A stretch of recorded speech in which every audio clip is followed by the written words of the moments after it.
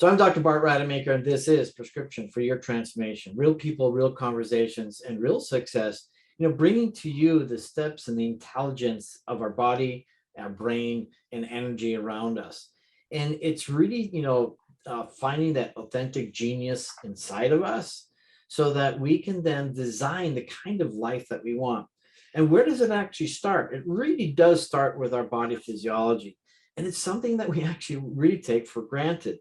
And if we look back in history, even spanning thousands of years, we have to come to the realization of two things. Number one, we've evolved over millions of years. And how have we evolved? Well, with a very intimate relationship with nature. And so the design of our body is actually based on that relationship. And so in today's modern world, we simply have forgotten that. We've been just caught up with all the crazy stuff that's happening around us, this whole FOMO sort of thing. And so we've neglected some, essential things that our body needs to be able to thrive and live long with a great quality of life. And the other part that we oftentimes will forget about or just kind of ignore, just not even know about, is simply the fact that over thousands of years, brilliant people, brilliant minds have helped us, optimize our own well-being, whether it's meditation, whether it's yoga, whether it's exercise, whatever have you. I mean, take Ben Franklin as an example. He was tracking 13 of his own personal virtues and writing that in his own journal so that he can become a better human being. And so today is exactly about that. How is it that we can optimize our health in a way that technology is allowing us to do today, but most importantly, and this is why this podcast is critically important for you today, it's based on science. It's not just whimsical. It's just not ideas that people put together and try to experiment in their own home and then bring out, to the masses. The background of this product has a lot of science behind it. And so I'm super delighted to be introducing Peter Simonson. He is an inventor, he's an engineer, he's a businessman and an entrepreneur with extensive experience in this area. And he's also president of Juvent.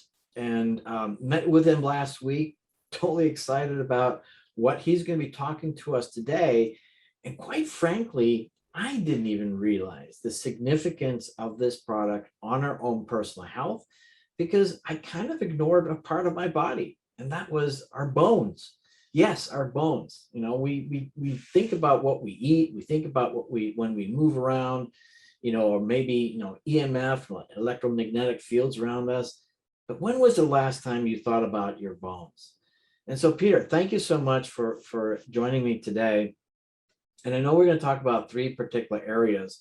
The first is the recognition of the skeletal system and its role in metabolism in our own personal health. The common misconception that we have in regarding to vibrational plates, and I think this is really important. Some of the stats that you share with me are key. And then also we're going to dive into the science. But once again, Peter, thank you so much. I'm super delighted. And I know we're going to be showing some slides. So tell us a little bit about your story, how you got here today. I think that's always relevant. And then let's go ahead and dive into this product called Juvent. I'd be happy to. And thanks so much for having me aboard. My academic background is mechanical engineering. I have a degree from Georgia Tech, a bachelor's degree. And shortly after getting out of college, I had a job that started selling spinal implants, of all things. And I became somewhat sympathetic with these surgeons having very difficult time with these surgeries. And as an inventor, I ended up inventing a spinal implant system and sold that back to the company that I was working for, which eventually became Medtronic's spinal division. And that product was very, very successful. It was the number one product in the number one division at a certain point, and is still being used today, 20 years later. And I became a full-time consultant with Medtronic, helping them through 4 generations of doing development, marketing materials, and sales materials, and training surgeons around the world. I've been in about 40 different countries. I've trained both orthopedic and spinal surgeons. And one milestone I'm proud of is I'm the recipient of Medtronic's Technical Contributor of the Year award. And Medtronic is the largest medical device maker in the world, and I'm very proud of that. And incidentally, I'm the only non-employee to have ever won that distinction, because I did everything as a consultant, but they didn't let that get in the way. So a quick diversion from that. One of my spine surgeons had an idea for a paper and research. And I had listened to the idea, and I told them, I said, if that's true, that's not a paper, that's a company. And so my brother and I helped him form a company, which is now called Cytonics. And the original mission was to identify the biomarkers for joint pain. And in that excursion, I figured out how far ahead science was ahead of medicine. And it really blew my mind. And so my brother and I worked together to put together a clinic that put some of the science in the clinician's hands sooner. And we were about 12 years ahead of our time. We would now know that as a functional medicine practice, and we had done all the protocols.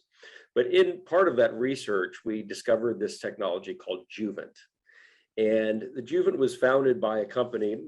The company was founded by a well-seasoned veteran in orthopedic bone healing. And he had done 2 other projects for site-specific fracture healing, and they're now standards of care. His name is Jack Ryaby. And so Jack took on the holy grail of orthopedics, osteoporosis, which is really one of about the 7th largest disease indication by economic impact. So he put together the team. There were 4 researchers, worked over 20 years, 20 patents, $45 million for research. He did everything right, but Jack died. So the company went, without going in all the drama, went dormant, and then we came along, picked it up. And it took us about 2 months to do due diligence on it, because we're pretty tough audience. And in the meantime, we had one of these platforms, and my mother had a fractured pelvis, an unfused pelvic fracture that was flaring up 2 years post-event. And my mom was a vibrant 78-year-old vertical person walking around, and she was beginning the decline. The pain was just literally, she was going from a vertical person to a horizontal person. And we said, Mom, we don't know what this platform does, but we're doing the homework. Why don't you try it out?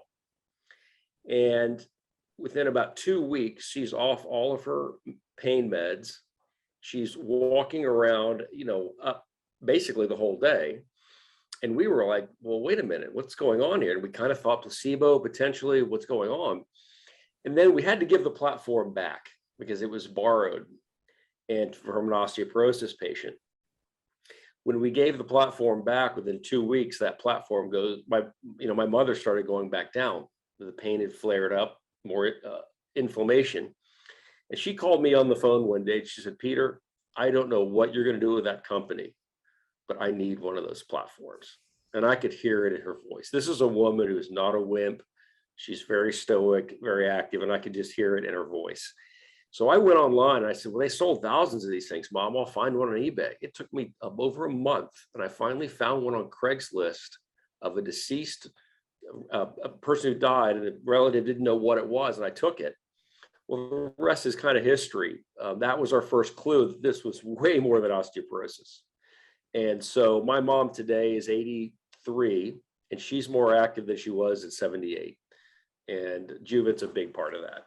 And so that was our first clue. And then when we got into it, we were marketing this to people for bone health. And what we were seeing over and over again was that they or their spouse would get on it and start noticing all these other health issues becoming improved. And so we started digging into science, and that's where I kind of realized, wait a minute, the skeletal organ system has been overlooked. I mean, I now rank it as the 3rd most important organ system in our body. And the crazy part about it is it's one of the only organ systems that doesn't have a medical specialty. Isn't that amazing? It is amazing. Absolutely.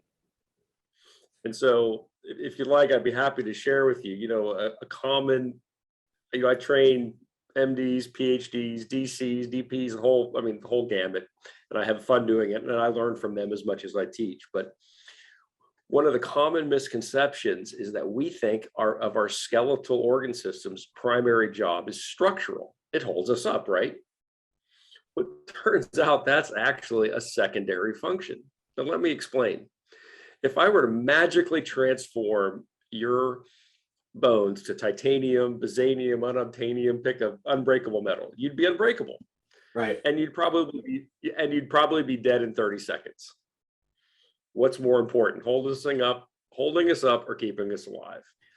And it turns out, go ahead. I'm sorry to interrupt. No. So yeah, I let's dive into the science behind the metabolism of the skeleton, because when you shared that with me last week, I knew some of these things, but I really didn't appreciate the massive significance of that. It's interesting, recently, what came to the forefront was the microbiome as a separate organ system in our body, in essence, that's affecting our immune system and then our brain health, in fact. And no one even knew about that until about 10 years ago. Now it's mainstream. And what I'm guessing is that with the work that you're doing, and with the help of podcasts like this, is that people will begin to realize the importance, and therefore potentially developing a new specialty, right, in the metabolism of the skeleton. So share with us, and if you want, we can go with the PowerPoint, whatever works best for you, but let's dive into that. Sure. Well, what I'm going to do is I'm going to give you a little overview of some of bone's metabolic functions. But the exciting part about it is we found one of the things that's required for these functions and why most people are chronically deficient. And the good news is when they address that deficiency, things turn around. And so let's look at the bone. So bone, it does hold us up, and that's one of the important functions. But its predominant functions are actually metabolic. And bone is an enormous producer of stem cells. And so one of the classes of cells, let's call them liquids and solids. So bones, on the liquid side, bone produces all of our red blood cells for oxygen transport. It produces all of our white blood cells for our immune system. And it also produces other cells that we use for circulation. Now, those are pretty important. And it's interesting that our immune system has been very, let's say, focused on in the last year or so. And so we think we've got some indications there that we might be making an impact on that, but more on that later. The second set of cells are structural, sometimes called mesochimals.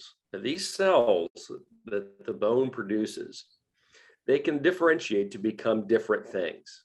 So they become our source for bone, muscle, fat, cartilage, and connective tissue. And that sounds a lot like a joint, doesn't it? The components of a joint. Now, in Juvent's original mission statement was helping osteoporosis, which would be bone, and upregulating more stem cells for bone repair. Well, the animal studies have shown us conclusively that's absolutely what occurs. And so, but those stem cells are the same cells that become all those other things to support joints. And so animals on Juvent have a 42 to 46% more stem cells to do repair work. And not only that, it influences what they become. Now, we'll talk a little bit more about that in a minute. Moving on, another role of bone is to regulate our calcium and lipid levels in the blood, which keeps our heart pumping at the proper rate. And it's moving down another segment. It's actually, in my opinion, a full member of the endocrine system. Now, the endocrine system, as you know, is the body's chemical communication system and the way the body is managed, okay? And just 10 years ago, or just 2010, Columbia Medical School published a paper showing there's an absolute dialogue between the pancreatic cells and bone with a hormone called osteocalcin. And so what I've also looked at in the literature in the endocrinology talks is that bone is literally talking chemically to virtually every organ in the body, other organ system, with a first or second hand conversation. And so when we start to understand bone's intimate role in so many functions, you start to see why these people are feeling better when you address one of the fundamental requirements that bone needs. And that's actually the big headline. And I don't mean to bury it, but I need to set this up, because what we have found is bone requires impact loading to get its cellular work done. Now that might sound a little crazy, but let me explain. What's happening is there's a whole body of science called cell transfer. Okay, and cell transfer is literally the study of what happens at a cell wall, what goes in and what goes out. To show you how complicated it is, it has its own societies, journals, professions, it's its own thing. And so what they have found is bone requires an impact wave to get certain cellular transfer functions to occur. And that phenomena, if you want to look up a fun keyword, is mechanotransduction. And what the scientists have found is that virtually every cell in the body is mechanosensitive, meaning it takes that mechanical load, puts it to work in some cases it's harmful. Mechanical loads can be too much if they're done incorrectly. But bone uses that mechanical micro impact loading to get its cellular work done. And to say we understand it completely we don't. And I look at this as like sleep. We don't fully understand sleep, and we'll do studies on it for another 100 years, but we know we need sleep. And at that point, we know it's something we can add into our life. And so with Juvent, the puzzle has been solved, because the difficult challenge is to get micro impact with 3 characteristics: safe, effective, and convenient. And that's what Juvent has done, and that's what it's allowed people to do safely. There have been other methods of doing it that are not convenient or not safe, and that's a big part of the topic. In nature, the perfect form of impact is walking in bare feet. That's a nature's perfect method. And if we all walked 5 miles a day in bare feet, then we wouldn't need anything like Juvent. But most of us, we don't. And so that becomes a chronic deficiency. Now, other forms of impact, running is a mixed bag. It's a little high impact, and high energy vibration plates are really a dangerous way to do it. And so at Juvent, we have to spend, we're doing what's called micro impact, and it's a platform that you stand on, and the movement is about the amount of a sheet of paper. It's very small movement. And what the scientists found is that if the proper load is applied judiciously and properly, it's all you need. And so one of the PhDs with Juvent, he was awarded 4 patents on the ability to find what's called resonant frequency. And so what it does is it allows the platform to provide this micro impact, which is so subtle, but it's tailored to each person, and it allows them to get a metabolically significant amount of micro impact to address the skeleton's fundamental requirement. And the best analogy I come up with, and it's almost an accurate scientific description, is a vitamin of exercise. And let me explain that a little bit. If we look on a vitamin on the chemical side, so we think of a vitamin as something we take orally and or through other ways. It's chemical, and that's true, but there's 3 characteristics that are really relevant. 1, it's a requirement for normal metabolism.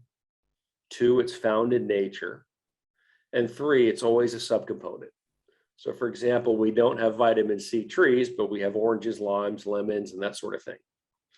So what we have done with vitamin C, for example, is we've extracted it, put it in pill form, and it gives somebody a very safe and convenient way. If they had a perfect diet, they wouldn't need it. Now, let's take those same principles and we break it up and apply it to exercise. So in exercise, we need movement and 2 types of loading: non-impact, which is like weightlifting, or swimming, bicycling, yoga, Pilates. Are all wonderful things. But there's another requirement with impact loading. And that's something we become chronically deficient on for various reasons. So what Juvent does is it takes that subcomponent of impact loading, just like we would take vitamin C from an orange, and put it in a format that we can get it very conveniently and safely by standing on the Juvent for 10 minutes a day. And so that description, vitamin of exercise, is so accurate because it describes not only the dosing, it describes the response and the retention. And so vitamins, what day do we not need vitamins? Well, we need them. When do they respond? Well, vitamins help our body do things naturally. And so we look for responses to be, generally 0 to 6 weeks, not immediate, like a pharmaceutical would act. And the retention, if I miss a day of Juvent, it's fine, but I don't want to miss, have a long-term deficiency. And historically, this vitamin discovery is really, it's almost like, I think Mark Twain said, history doesn't rhyme, but it sure repeats itself. The discovery of vitamin C and Juvent, in my opinion, are parallels. It's the same story told over 2 different centuries. And if you got a minute, I'd be happy to explain that to you. Yeah, absolutely. It's I think that's relevant and most relevant now in today's world. Sure. Well, for about 300 years, the world's superpowers navies were crippled by scurvy.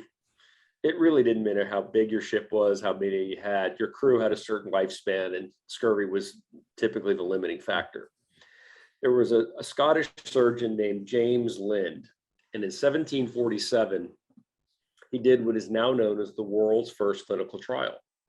And he looked at literature that was several hundred years old that inferred that maybe citrus could help scurvy. So he took a group of sailors and separated them by diet. And the ones that got the citrus didn't get scurvy.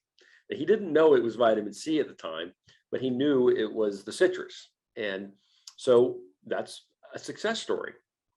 And the reason this story is so similar is because he published this, I believe, in about the 1780s.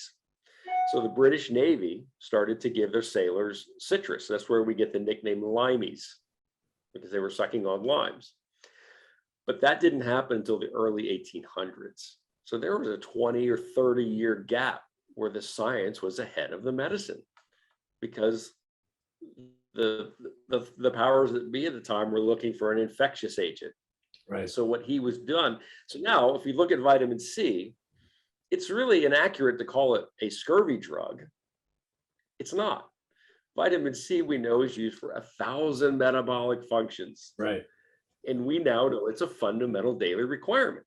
Right. In my opinion, Juvent is the same. Instead of going after scurvy, they were going after osteoporosis. They identified the deficiency. When you apply this deficiency, guess what? It, quote, doesn't become such an issue anymore. But it's not just for that. What scurvy is the presentation of symptoms after a chronic deficiency. Right.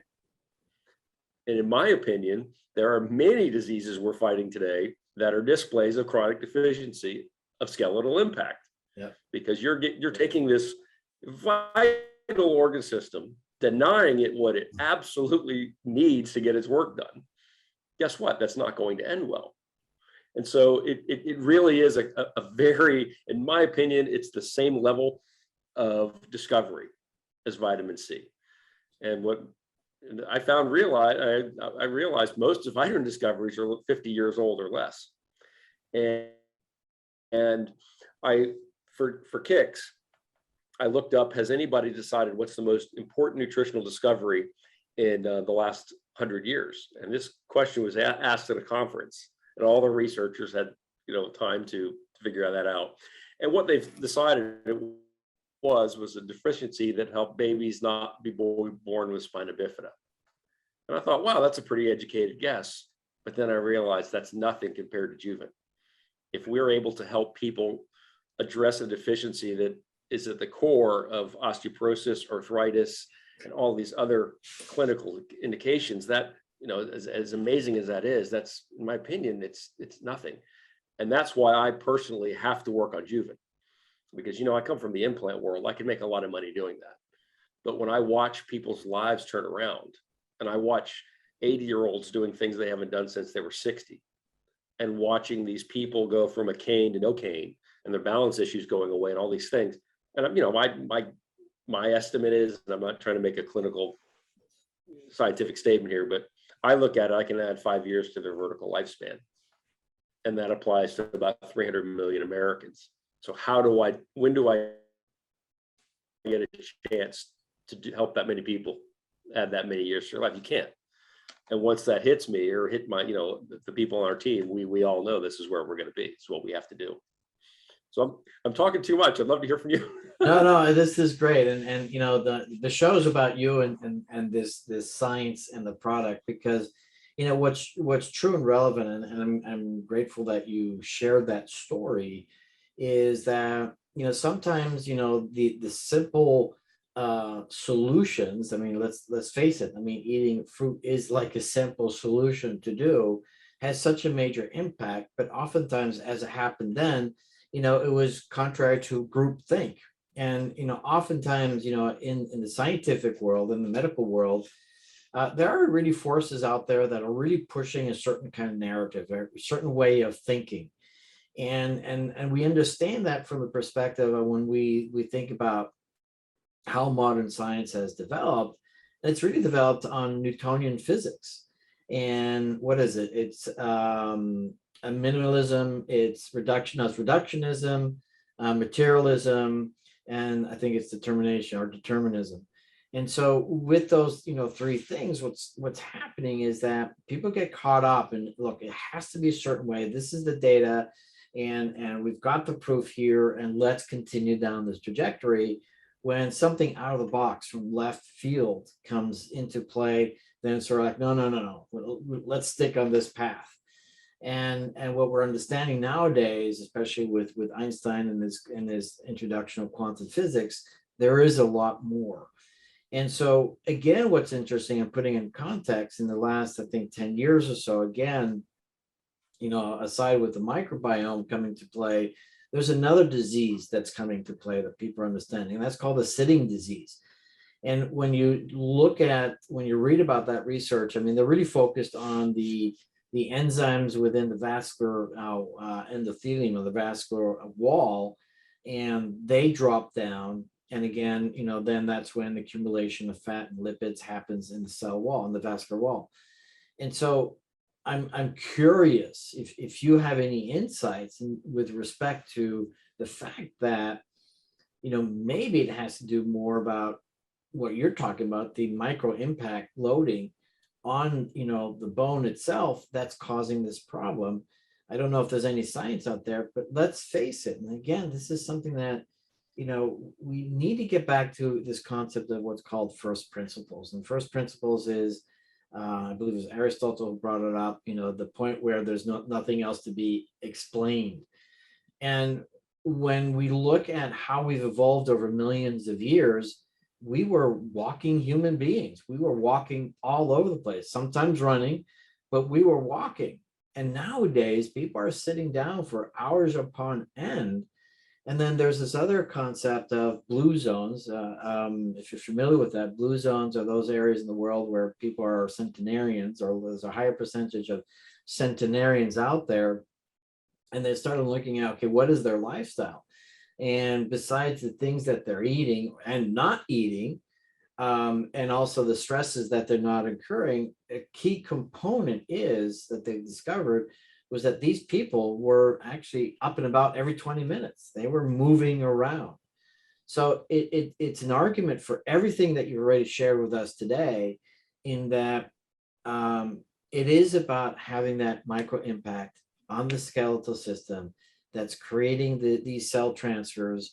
These are activating the cells to do the job that they're doing, that then doesn't happen when we're sitting down so long. And because of our lifestyle choices, not everybody can get up and around, and walk around every 20 minutes. This is a phenomenal solution.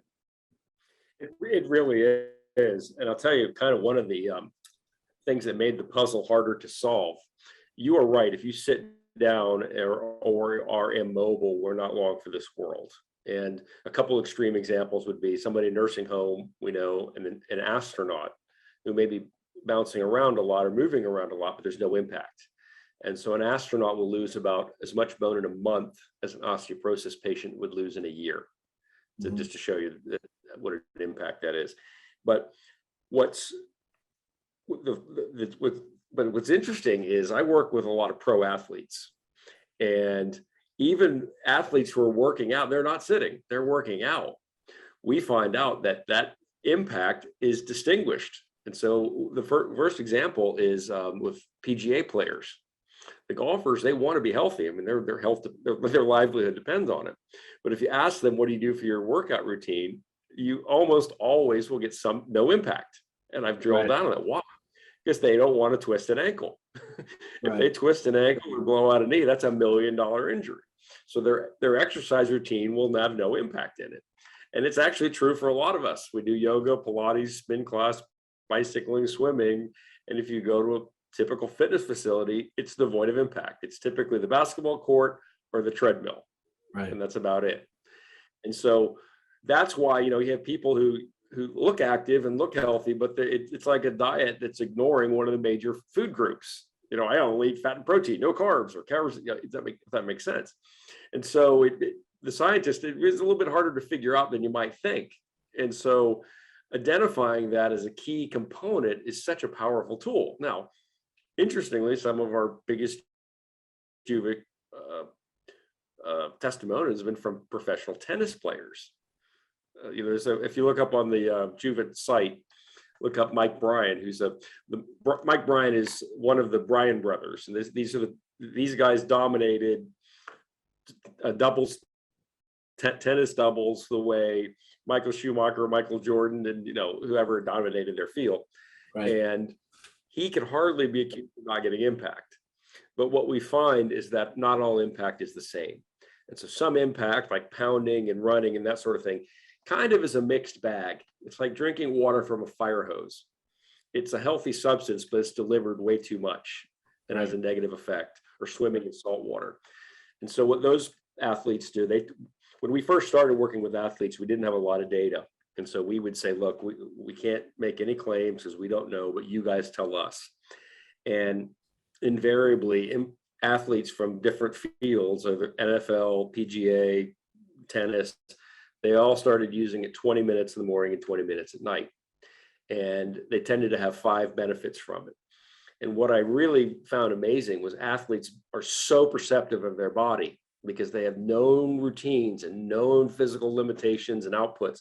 And when you change something 2%, you and I wouldn't know it, but for them, they'll know it rather quickly. And so what they tend to tell us is they sleep better. They have less DOMS, which is delayed onset muscle soreness. And for a pro athlete, that's the limit of their training. It's their muscle soreness. And then they'll find long-term injuries they've had to play around just start to not be an issue anymore. And Ray Lewis, he had 2 injuries he'd played with for 10 years. Said, Ray, that's part of being a NFL superstar. And they went away. And he has since, I think, got about 18 platforms for his peers. And it's been so nice watching the stories. We've also had PGA players going back to competing who thought their career was over because a lot of this restorative benefits over time. Like, wait a minute, I can play golf. Wait, I can be good at golf. Wait, I can compete in golf. Right. And that's been very fun to see as well. Which really comes to the thing that we need to recognize and comes to play of great significance in how we address our own health. And also my passion, by the way, to help doctors appreciate, the different types of modalities that will actually optimize, health in all the different ways.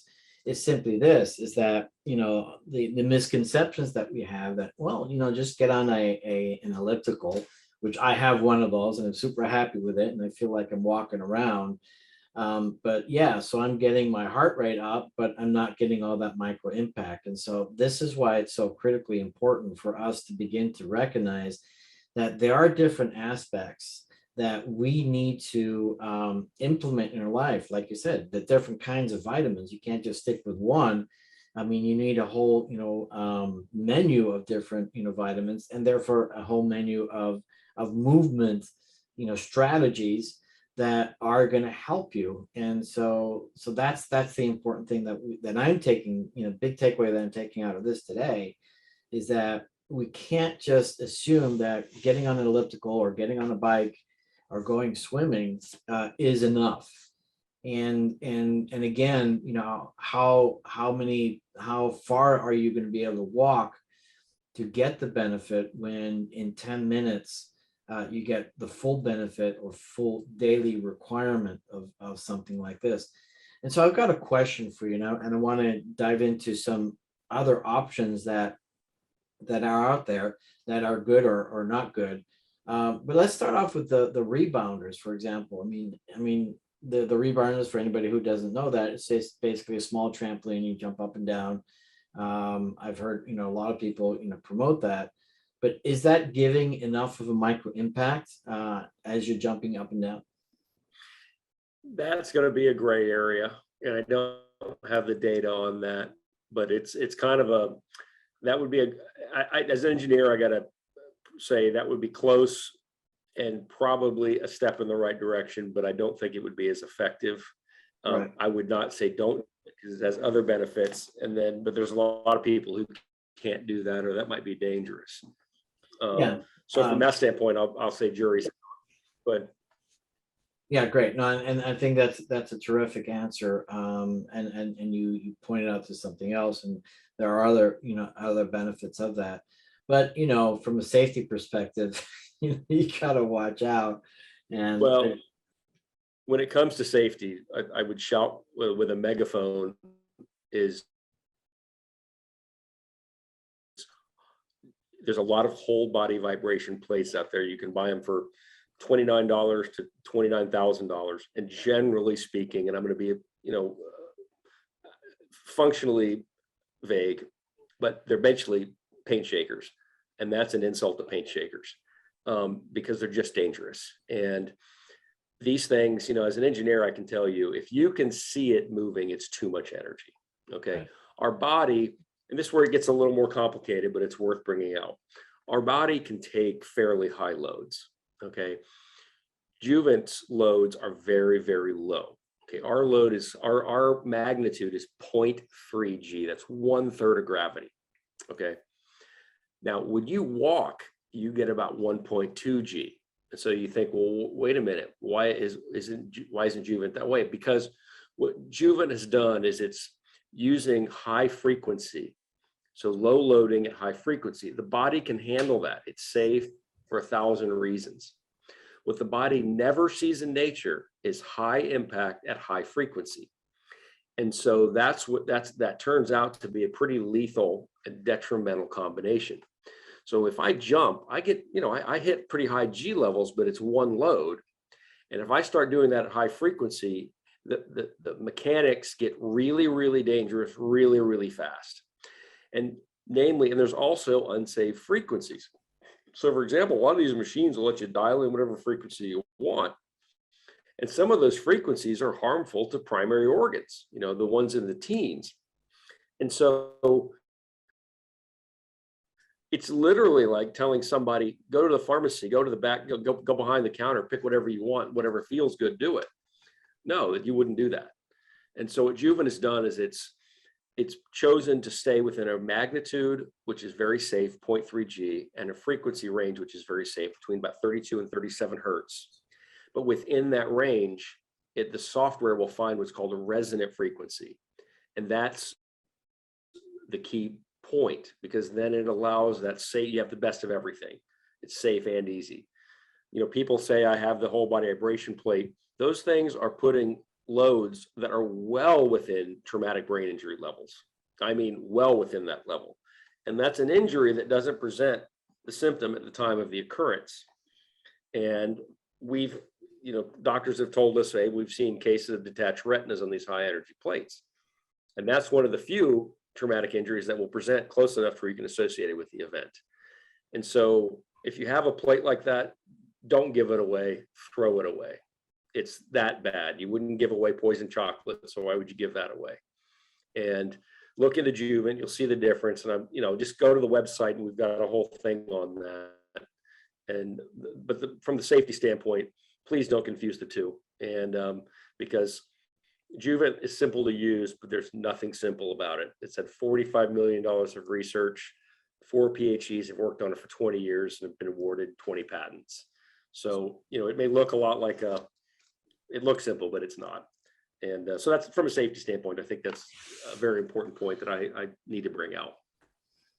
Yeah, the plate itself is really quite unassuming, and then you stand on it, and it's sort of like, okay, I just feel a little bit of a vibration.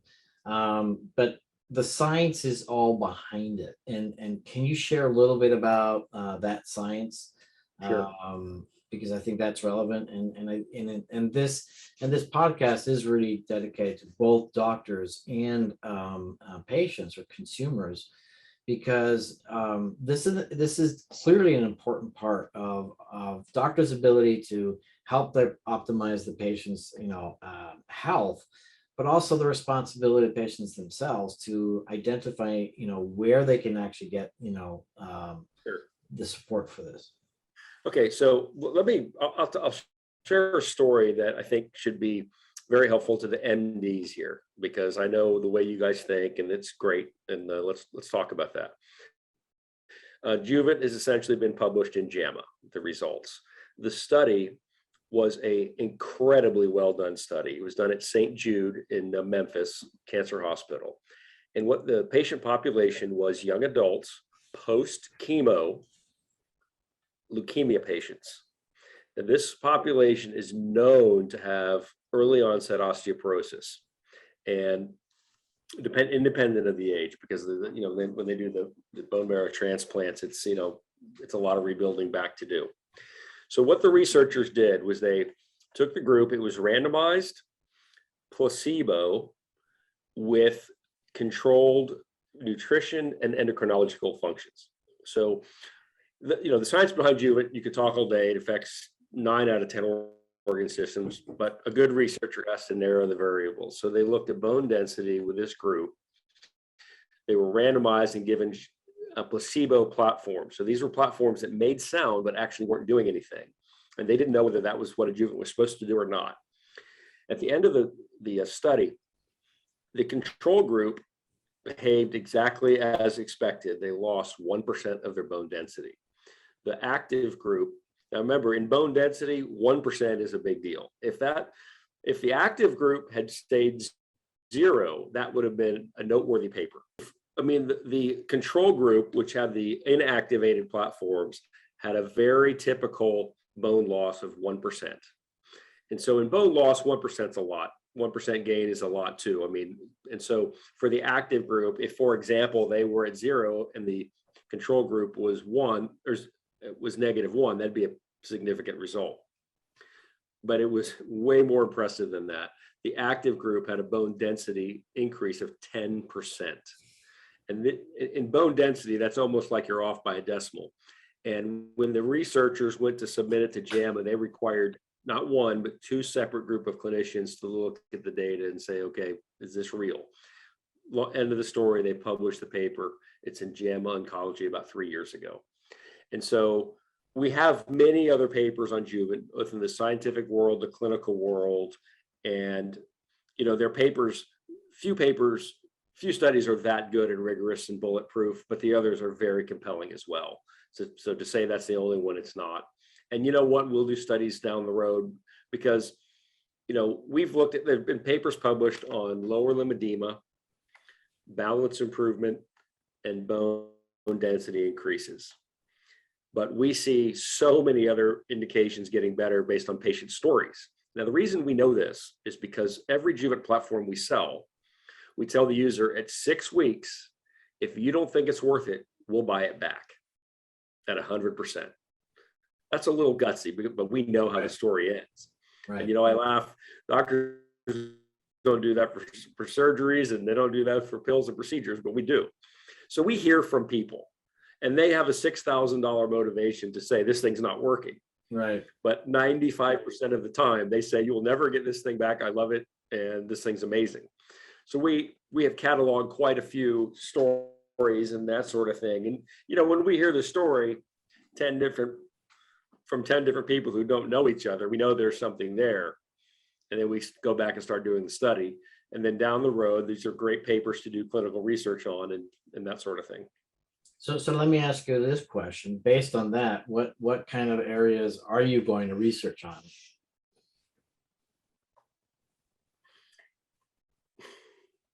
I would love to see a paper on osteoarthritis. We have favorable, there's really four types of arthritis. There's osteoarthritis, psoriatic arthritis, rheumatoid arthritis, and gout. And we've had wonderful stories from all four of those. And we designed a study at Emory University on doing a controlled trial on osteoarthritis for the knee against the other typical control things. And that's a study we have designed, written by one of the biggest names of orthopedics, who's on our medical advisory board. And so what we're doing now, we're seeking out funding for that. If somebody wants to do that and get their name on a study as the benefactor, that would be a fantastic thing. And I have a very strong feeling I know how the study would come out, but it's being written by one of the top orthopedic researchers in the world. So when that study does get performed, it will be bulletproof. And so that we're very proud of it. You know, any doctor we've ever spoken with Juvent, once we go through the science with them, they're on board. And you know, I was one of those. Yeah, exactly. Exactly. Our latest member of our medical advisory board was the 16-year editor of the Mayo Clinic newsletter. And he's licensed in 6 disciplines, and he's doing a holistic practice out in Phoenix now. And so we're really excited to have him on board. That's awesome. Well, I can only imagine that, you know, other areas, as I'm understanding this, is probably like diabetes or blood sugar control, lipid, you know, metabolism. What are some of the other areas that you think we should start looking into as far as, you know, how this kind of device can benefit our body? Well, let me answer that in a roundabout way, but with a purpose. What I would do is peruse our testimonials and see if you see somebody like you there.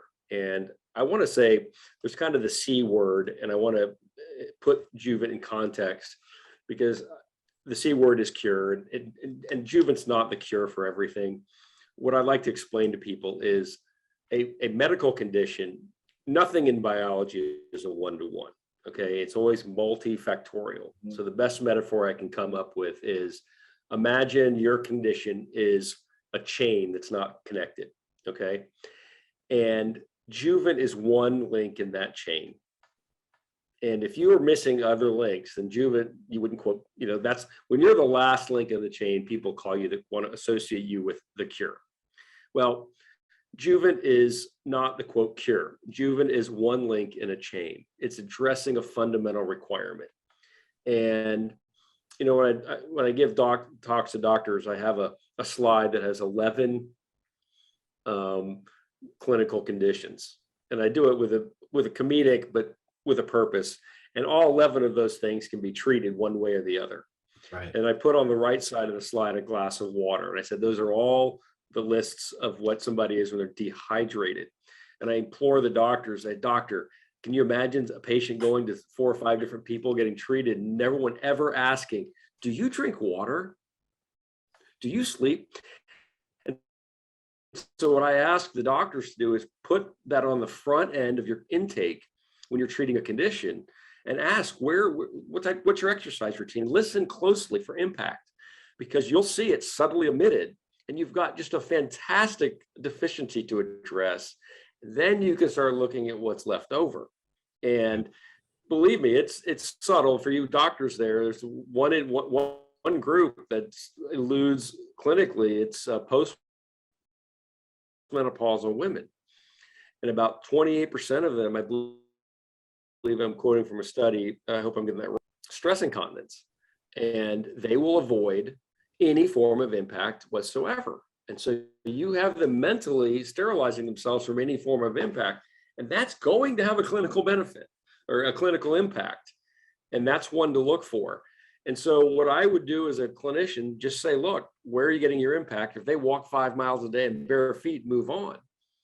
But if they're living a sedentary lifestyle and don't have that, Right. I think you're given a powerful new clue to find and address it to a deficiency to address and become a hero and look like a hero. Well, I know we need to wrap up. We've got about 3 or 4 minutes left, and I just want to put this in context too, and referring to Dale Bredesen, who wrote the book End of Alzheimer's, and this is 30 years of his research in helping people change their lifestyles so that they can reverse cognitive decline. And he's actually identified 36 different entry points that you need to address to be able to effectively reverse, Alzheimer's. When the pharmaceutical industries and other people or organizations are looking to find one pill that's going to solve it. Truth is, that's never going to happen. And so again, I totally agree with you. I mean, it can never be, sometimes, in this country and other countries, we're so eager to have, okay, give me the one thing that's going to fix everything. And it's never like that. And as I'm changing my health, I'm looking at so many different factors and entering in this whole biohacking world as well, so that I can also optimize my health. But, I've got a lot of different things that I'm doing.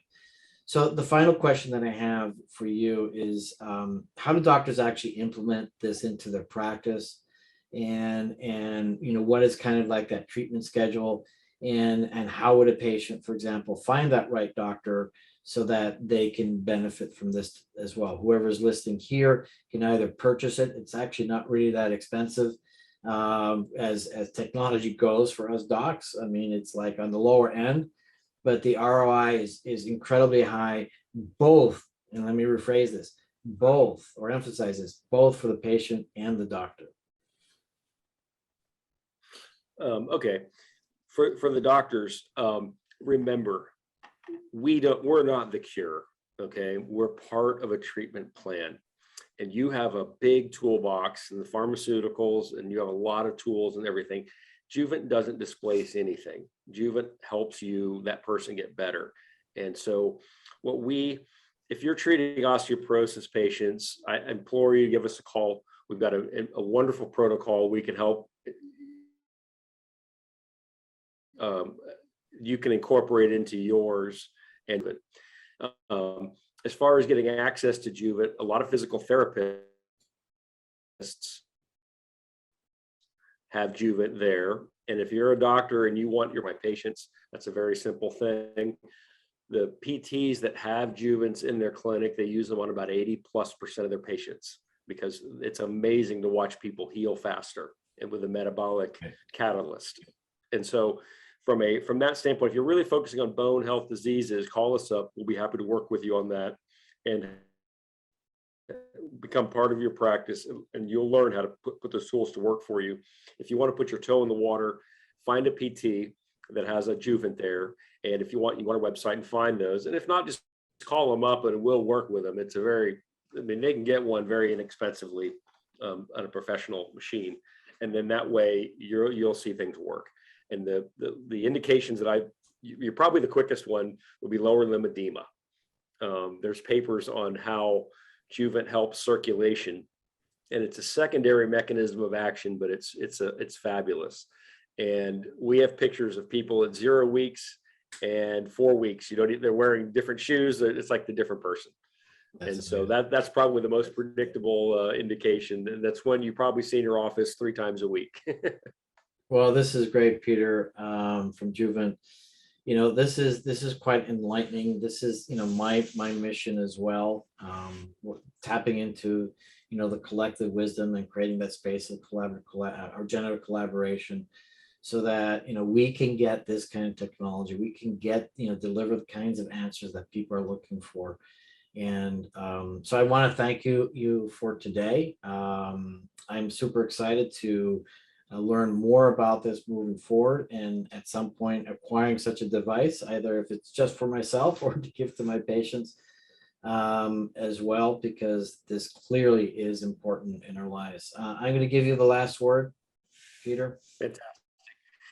So the topic of Juvent is a long one. We know your time is valuable. Contact us at juvent.com. and we'll make available the clinical scientific research papers. And to whatever degree you're interested, we'll be happy to educate you and get you on board. We respect your time, but we also know that it's well worth your time as to put such a valuable tool in your practice. And I thank you so much for having me on board. It's been so fun getting to know you, and a lot of good times ahead. Great. Yeah, and likewise. And I'm Dr. Bart Rademacher, and this is Prescription for Your Transformation: Real People, Real Conversations, and Real Success.